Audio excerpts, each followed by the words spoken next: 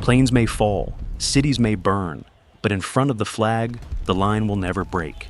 That's what Havildar Samarjeet Rao told himself, as the sky above Delhi filled with smoke and the nation fell into mourning.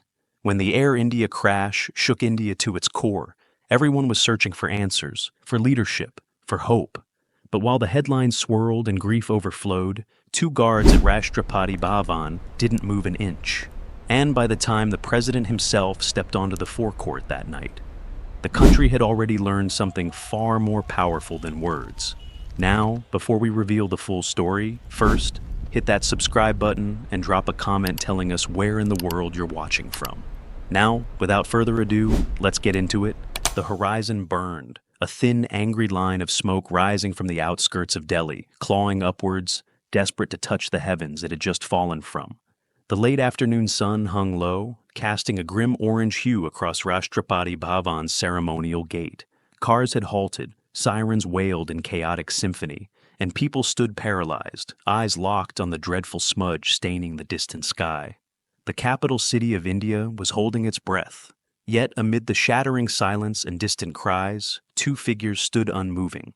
At the western arch, precisely 40 paces apart, Havildar Samarjeet Rao and Naik Ajit remained perfectly still. Scarlet tunics uncreased, polished sabers untouched, white gloves pristine. The news had reached them only moments earlier, whispered frantically by a passerby. An Air India flight had crashed minutes after takeoff. Hundreds were feared lost. Families ripped apart in seconds. But the guards had not moved, not an inch. Rao's dark eyes remained forward, fixed on a distant point that existed only in his training, a point meant to steady him against any storm. Ajit stood silent too, shoulders squared, back straight as steel. Neither flinched, neither blinked. They were the wall of order, a line forged in tradition, drilled through repetition, and perfected in silence. Just beyond the gates, people began to gather. Panic rippled through the crowd, a murmur here, a sob there. A mother clutched her child, eyes darting between her phone and the distant tragedy. A taxi driver had stepped from his vehicle, his face pale, unsure of what to do next. Voices rose and fell like waves against the sturdy barrier of silence Rao and Ajit maintained. A woman's voice pierced through the stunned atmosphere, brittle and edged with confusion. "Why are they still standing like statues? Don't they see what's happening?" The question hung unanswered in the hot, thick air, floating above Rao's immovable form. He heard every word, felt every tremor of grief from the gathering crowd. He wanted to turn, to acknowledge the pain swelling around him, to break the silent line and share in their mourning. But his orders were clear, unwavering as the marble beneath his feet. He heard his instructor's voice echoing from training days long past. Planes may fall, cities may burn, but in front of the flag, the line will never break. And so, Rao remained perfectly still, even as the city shook around him, even as the nation held its breath. Havildar Samarjeet Rao stood with perfect practiced stillness, his breathing rhythmic and controlled beneath the heavy fabric of his ceremonial uniform. At 36 years old, he had long learned how to keep his mind still, even when the world itself refused to pause. Standing guard at Rashtrapati Bhavan meant surrendering movement, emotion, and even the luxury of response. It was a lesson he'd internalized long ago, but never before had it felt quite this difficult. Hours earlier, the day had begun as routinely as any other. The sky had been clear and bright, a typical summer morning in Delhi. Rao had woken before dawn, meticulously pressing every crease out of his scarlet tunic, polishing the brass buttons until they mirrored the sun itself. He'd joked quietly with Naik Ajit during their pre-shift inspection. Something about Ajit's boot polish always being just slightly less perfect than his own. They'd laugh softly, preserving the solemnity of their roles, even in their humor. Their commander, Captain Vikram Sehgal, a man whose severity matched the granite columns of the Bhavan itself, had walked down the line with a sharp measuring gaze. He spoke rarely, only nodding occasionally when satisfied. The guards knew better than to expect praise. Their reward came in silence, in duty performed flawlessly. And today, as every day, the inspection ended with the captain's curt, quiet words. "Stand firm, gentlemen. You're not here to react. You're here to remind." With those words still echoing in his mind, Rao had taken his position, planting himself at his designated spot, exactly 40 paces from Ajit, his eyes fixed forward, shoulders back, posture rigid but comfortable, a stance perfected through years of practice. By mid-afternoon, he felt rooted to the very ground, like an extension of the historic stones he guarded. Then the whispers began. A young officer hurried past, his phone pressed urgently to his ear. Rao caught fragments, but the fragments were enough. Flight, Air India, minutes after takeoff, crash site near the outskirts. Emergency teams dispatched. In moments, whispers grew louder, panic spreading like an invisible fire. Pedestrians outside the gate stopped abruptly, phones to their ears, disbelief twisting their faces. Cars screeched to halts in mid-traffic. Delhi, vibrant and noisy at all hours, now stood eerily quiet, stunned into collective grief. The murmurs of tragedy found their way inevitably toward Rao and Ajit. Passers-by, desperate for answers, approached them hesitantly, drawn instinctively toward the calm center of order represented by the silent guards. "Do you know what happened? Have you heard anything?" a man asked, his voice shaking with uncertainty. Rao's eyes did not waver from his forward gaze. Ajit, too, gave no reply, the silence itself becoming an answer, though not the one the man sought. Nearby, a tourist, oblivious to the deeper significance, raised his camera toward Rao. His companion quickly nudged him. "Now isn't the time," she whispered. The camera lowered immediately, both tourists sensing that today was not about spectacle, but about something deeper, more profound. A woman holding her young son tightly approached the gate cautiously, eyes red from tears, a phone clutched in her trembling hand. "My husband was flying today. I can't reach him," she whispered, almost as though confessing a secret. She glanced at Rao, desperation clouding her eyes. "Can you help me, please?" His heart clenched painfully in his chest, but his body remained motionless. The woman's eyes searched his face, begging silently for acknowledgement, for comfort. But Rao's disciplined stare gave nothing away. He could not. As the woman stepped back, crushed by his silence, he felt a deep pang of sorrow ripple through him. It was a paradox he faced daily, wearing a uniform that symbolized safety and order, yet prohibited from offering personal comfort in times like these. He was trained not to blink, not to speak, not to break, but he was still human beneath that immaculate scarlet tunic and bearskin cap. A gentle breeze stirred, rustling leaves across the broad avenue that separated the Bhavan from the rest of the city. Rao's gaze remained fixed forward, his breathing steady. To the onlookers, he might seem detached, perhaps even cold, yet inside, his mind raced, memories and thoughts intertwining in silent turmoil. Ajit's voice drifted softly toward him, barely audible. "How much longer, sir?" Rao didn't turn, didn't even twitch, but he breathed back quietly, imperceptibly, the barest whisper only Ajit could possibly hear. "Until we're told otherwise, however long that takes." Ajit inhaled sharply, a sound drowned by distant sirens now multiplying across the city. Rao felt the tension in his junior's silence and knew exactly how he felt. But this wasn't about what they felt. It was about what they stood for. They were the guard, the visible line between chaos and order, fear and faith. In front of the flag, the line would hold. It always did. Time stretched endlessly under the heavy Delhi sky. Rao's body remained motionless, but his thoughts moved rapidly, spinning back through decades, linking his present stillness to all the moments before when chaos had struck and order had endured. He remembered clearly the first day tragedy entered his life. October 31st, 1984. Rao was barely 6 years old, clutching his mother's hand tightly in the crowded streets of Delhi, wide-eyed and confused by the frightened murmurs around him. Indira Gandhi, India's iron-willed leader, had been assassinated by her own bodyguards, plunging the nation into grief and violence. Amid the blur of mourning, one image etched itself indelibly into Rao's young memory. At the funeral pyre, solemn Special Protection Group agents stood like sentinels carved from granite. They didn't cry, didn't move, even as grief roared around them like a storm. His mother had whispered something to him then, something he'd never forgotten. "They stand, so we remember that the nation endures." Years later, Rao found himself at a similar crossroads of chaos and control, December 13th, 2001. By then, he was fresh out of training, just 18, part of the elite ceremonial guard assigned temporarily to India Gate. He vividly remembered the sudden surge of panic as word spread. Gunmen had attacked the heart of Indian democracy, storming the parliament building.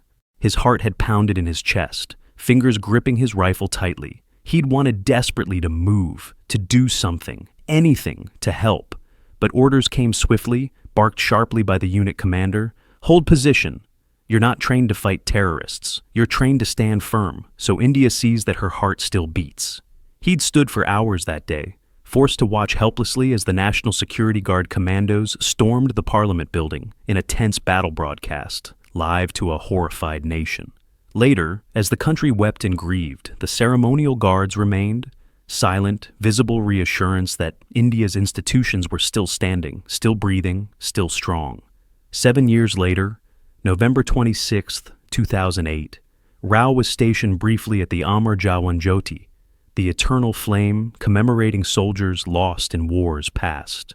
News had come pouring in. Coordinated terrorist attacks had brought Mumbai, the city of dreams, to its knees. Hundreds of innocents trapped, wounded, killed. One of Rao's close friends, serving in the elite Marcos unit, had fallen in that chaos, a martyr's death. But Rao's orders remained unchanged. He stood motionless at his post, even as his heart splintered. Visitors streamed past, their eyes damp, their steps hesitant, grief palpable in their whispers. Someone stopped near him, quietly asking her companion, "How can they stay so still when we are breaking?" Rao wanted desperately to answer, to explain, to speak of duty and dignity, sacrifice and memory. But his discipline held firm. Even when every fiber in his body begged to mourn, he was trained to hold his ground, to embody the calm resilience his country desperately needed to witness. In the stifling afternoon heat of 2025, Rao's mind returned to the present. Another tragedy, another scar etched deeply into the nation's collective memory. The Air India crash had shattered hundreds of families in mere moments. Once again, India was bleeding, aching, searching for comfort. Yet again, Rao stood firm, anchored by protocol, tradition, and memories he'd sworn never to forget. Beside him, Naik Ajit had started trembling faintly, the slightest shiver Rao sensed rather than saw. He understood. Ajit was younger, newer to such moments. Rao knew the feeling well, the human instinct to act, to help, to show compassion. But today, compassion wore a different uniform. The noise beyond the gates grew louder, civilians pressing closer, begging for answers, reassurance, anything that might ease their pain. Rao heard scattered sobs, voices breaking as details of the tragedy unfolded, children asking frightened questions, parents providing hollow assurances. And through it all, he stood motionless, not coldly, not cruelly, but because he had learned something deeper in his years of silent vigilance. The guards who don't move, who don't blink, who never break formation, they were not merely ceremonial. They were living reminders that nations survive, even when hearts do not. He heard again his instructor's voice from the earliest days of training, deep and resonant. "We're not statues, gentlemen. We're memory made visible. We're the living promise that the nation will rise again from its ashes." A sudden movement near the gate caught Rao's attention, jolting his mind sharply back into the present. A teenage boy had pushed through the crowd, leaning heavily against the iron railings, his eyes red-rimmed and searching desperately for answers. He stared directly at Rao, voice cracked with pain. "Sir, please, my sister was on the plane. She was supposed to text when she landed. Can't you help us find out anything? Can't you do something?" Rao's heart twisted sharply. He wanted to break ranks, to comfort this desperate boy, to kneel beside him and tell him that grief was shared, that he understood loss deeply. But his duty held him frozen in place. Protocol, drilled into every fiber of his being, kept him still, silent, disciplined. The boy's eyes brimmed with fresh tears, confusion flickering across his face as he slowly turned away, shoulders slumped in defeat. Rao silently begged for forgiveness from this unknown child, for not moving, for not speaking, for doing nothing outwardly visible. But inwardly, Rao was mourning deeply with him. The line he stood in was not unfeeling. It was simply unbroken. Beside him, Ajit breathed out slowly, carefully, and whispered so softly it might have been the wind itself. "How many times must we hold this line, Havildar?" Rao's answer was almost inaudible, carried by the faintest breath. "As many times as it takes, until everyone remembers why we stand." The shadows stretched longer across the grounds of Rashtrapati Bhavan, sunlight beginning to fade into a subdued amber glow that did nothing to soften the pain radiating from the city. Havildar Samarjeet Rao remained statue still, though inside he felt every tremor of the city's grief. A crowd had steadily grown in front of the ceremonial gates. Parents clutched children tighter, eyes glued anxiously to phones, desperate for any scrap of news. An elderly woman sat quietly on a bench, hands folded tightly, lips murmuring silent prayers. Cameras flashed occasionally, but even the tourists recognized the solemnity of the moment. The gates of the presidential palace had become an impromptu shrine of anxious silence and restrained tears. Rao watched from the corner of his vision as a woman approached slowly, her sari disheveled, face streaked with tears. Her hands trembled visibly as she held onto a mobile phone, repeatedly dialing a number that was never answered. Beside her stood a young boy, no older than 7, clutching a toy airplane. His wide eyes looked uncertainly from his mother to Rao, confusion clouding his innocent features. "Papa was flying home today, wasn't he, Ma?" the boy asked softly, his voice barely audible. The woman's breath hitched painfully. She didn't respond immediately, as if searching for a way to soften the truth. Her eyes drifted towards Rao, seeking something. Reassurance, acknowledgement, perhaps just a sign of shared humanity. "Can you please?" Her voice cracked as she took a hesitant step towards Rao. "Just tell me. Have you heard anything about the passengers? Anything at all?" Rao's heartbeat quickened, a sharp ache blossoming in his chest. He was acutely aware of the hundreds of eyes fixed upon him now, each pair desperately searching his expression for comfort or answers. But the protocol remained unyielding, unambiguous. He was trained never to break, never to respond, not even to grief. The woman's voice trembled more urgently, the desperation raw and uncontained. "Please, sir, I don't even know if he's... Her words dissolved into a quiet sob, shoulders shaking softly as the boy beside her watched, increasingly frightened.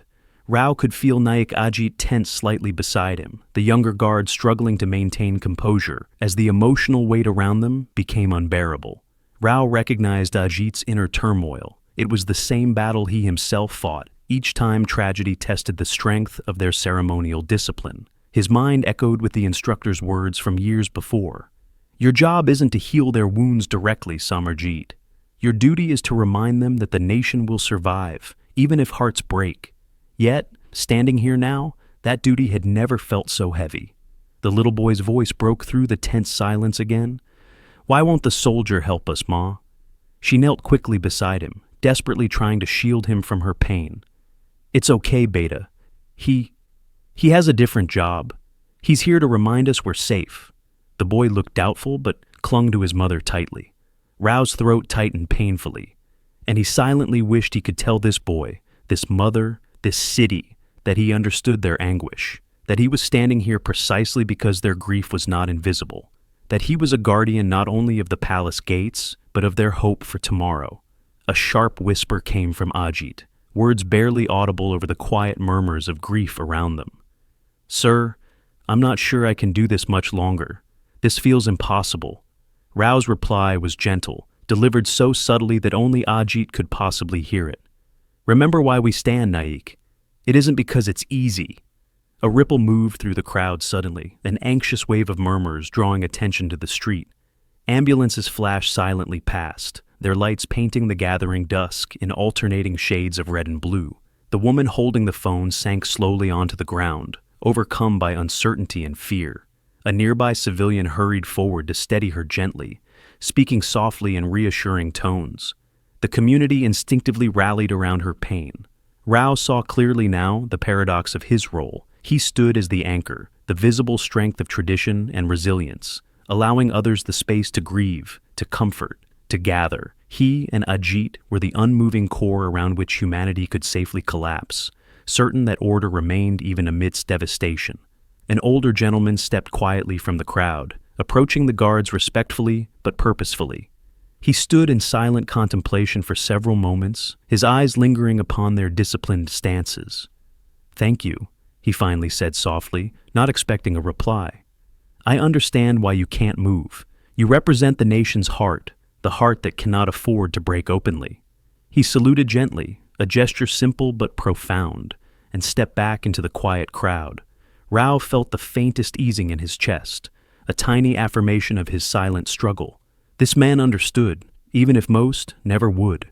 Ajit drew a long, quiet breath beside him, clearly moved by the elder's gesture. "Do you ever wish you could do more than just stand, Havildar?" Rao's voice held the quiet strength he had honed over years of discipline and training. "Every day, Ajit, but today, this is what we can give, standing firm when everything else trembles." The city continued to mourn around them. People gathered in small clusters, quiet whispers occasionally punctuated by sobs. But at the ceremonial gate of Rashtrapati Bhavan, the guards stood unflinching, unyielding, symbols of dignity amidst disaster. They were the unbroken line, holding grief and duty in perfect, painful balance. Darkness had fully descended upon Delhi, a heavy velvet shroud that muted sound but amplified grief. Candlelight flickered softly along the pavement, countless tiny flames illuminating tear-streaked faces and eyes heavy with sorrow. Flowers lay scattered gently against the ceremonial gates of Rashtrapati Bhavan, makeshift tributes offered quietly by a city struggling to cope with sudden, profound loss. Yet the guards stood steadfast, silhouettes etched against the dim glow of candles and distant streetlights. Havildar Samarjeet Rao's muscles had long passed the point of aching. Numbness had settled into every limb, the fatigue deepened by the emotional weight pressing relentlessly against his heart. But his posture remained immaculate, disciplined through years of silent dedication. From the darkness, headlights approached quietly, moving slowly toward the gates. The crowd instinctively parted, whispers fading to tense silence. The vehicle was discreet, black and unmarked, a stark contrast to the flurry of emergency vehicles that had passed throughout the evening. It came to a gentle stop, the engine softly cutting out. Doors opened, and from the back seat stepped a single figure, a man whose face every citizen recognized instantly, though few had ever seen him without a flurry of attendants and guards. It was the newly elected President of India. He wore a plain dark suit, no ceremonial attire or badges of office tonight. His posture, usually proudly upright, carried the unmistakable weight of mourning. Without fanfare or announcement, he walked slowly, deliberately toward Rao and Ajit. Around him, the crowd murmured softly, recognizing the gravity of his presence and instinctively stepping back to offer respectful distance. The president paused a few feet away from Rao, meeting his steady gaze. For a moment, the two men stood silently, connected by duty and grief, each bearing responsibility in their own quiet way. The president's expression softened briefly, a flicker of acknowledgement passing between them. Rao could sense no cameras, no media frenzy. This visit wasn't a political performance.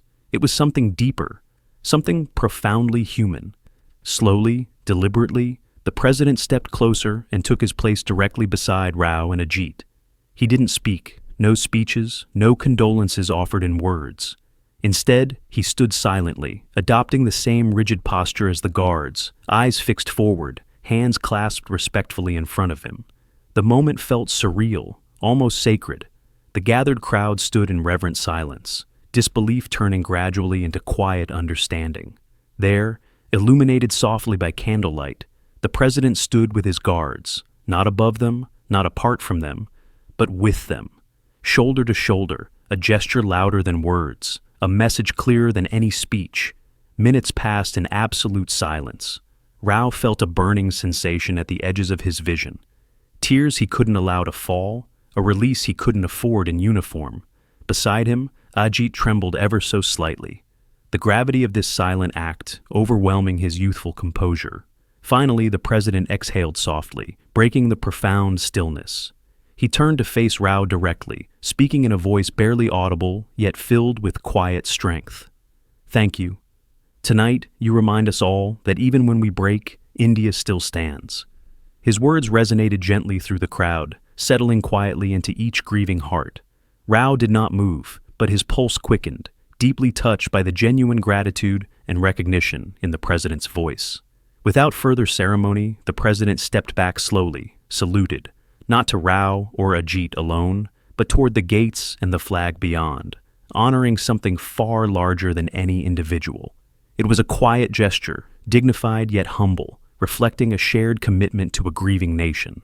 Returning quietly to his vehicle, the president paused briefly beside the woman who had earlier begged Rao for news of her husband. He spoke softly, placing a comforting hand on her shoulder, his words lost in the distance but clearly bringing a measure of solace. The woman nodded slowly, tears silently tracing paths down her cheeks. As the car pulled away, the gathered crowd remained silent, reverent, deeply moved by this spontaneous act of solidarity. Someone softly began to sing the national anthem, quietly at first, then gradually joined by others. The sound rose gently, powerfully, a chorus of resilience floating upward through the night. Rao's breath caught momentarily. He had stood silently through countless national ceremonies, hearing the anthem played more times than he could count, but never before had it sounded quite like this. Unrehearsed, spontaneous, achingly sincere. Tonight it was not an anthem of pride alone, but a gentle hymn of mourning, of healing, and of quiet hope. Ajit's voice whispered softly beside him, barely audible. "Did you expect him to come, Havildar?" "No," Rao replied softly, almost imperceptibly. "But it changes nothing, Ajit. We stand because the nation needs us, not because someone is watching." Ajit breathed deeply, the tension finally easing from his frame. But tonight, they saw us, really saw us. Rao's voice remained gentle, steady. "Yes, but even if they hadn't, we would stand exactly the same way." Around them, people slowly began to disperse, voices hushed, footsteps gentle. Candles continued to burn softly, illuminating the words of comfort, scribbled hastily onto notes and banners left along the gates. Rao inhaled deeply, feeling the cool night air settle around him. The president's unexpected visit had brought quiet validation, yet it reaffirmed what Rao had always known. The line they held was not merely ceremonial, it was a lifeline, tethering a grieving nation to hope, to continuity, to tomorrow itself. The crowd departed quietly, carrying with them the image of their president standing quietly alongside his ceremonial guards. No headlines would speak of this moment. No journalists would analyze its significance publicly. But those who witnessed it would remember forever the night their nation's highest symbol of power stood silently in grief beside those who never moved. Tonight, the line had held, as it always would, silent yet unbroken. The faint glow of dawn was barely visible over the horizon, gently easing away the oppressive darkness that had hung over the city throughout the harrowing night. Havildar Samarjeet Rao felt the first gentle whispers of relief only as the next shift of guards marched ceremonially into place, crisp uniforms immaculate, expressions grave and respectful. The precision of their movements, perfectly synchronized, conveyed dignity and assurance, silently declaring that, despite tragedy, order remained unbroken. Rao finally stepped away from his position, legs heavy and stiff from hours of immobility. Beside him, Ajit exhaled softly, an audible release of tension after the weight of the night's silent vigil. They marched slowly toward the barracks, their polished boots echoing softly on the stone tiles beneath them. The sound seemed loud now, almost intrusive after the solemn quiet they had maintained all night. Inside the barracks, Rao removed his ceremonial gloves, noticing for the first time how intensely his hands trembled. He stared quietly at them, noting faint marks from the tightness with which he'd held position, evidence of hours of disciplined restraint. Ajit sank down onto a wooden bench opposite him, the younger guard's expression still carrying the emotional weight of the long night. "You think anyone noticed we stood there all night, sir?" Ajit asked softly, his voice subdued, uncertain. Rao offered a faint, reassuring nod. They noticed, Ajit. Even if they didn't understand why, they would have noticed even more if we hadn't. Ajit rubbed his face tiredly, eyes distant. "Still feels like we could have done more." Rao stood, placing a gentle, reassuring hand on Ajit's shoulder. "Sometimes, standing is all we can do. Our job isn't to make the pain disappear. Our job is to show them that, no matter how deep the pain, the nation doesn't fall." Ajit's eyes met his, gratitude mingling with respect. Is it always this hard, Havildar? Rao smiled faintly, the first genuine expression he had allowed himself since the tragedy began. Yes, but each time we grow stronger, and we remind them of what truly matters, what endures. Outside, sunlight had begun to touch the city gently, casting soft rays across the ceremonial gates.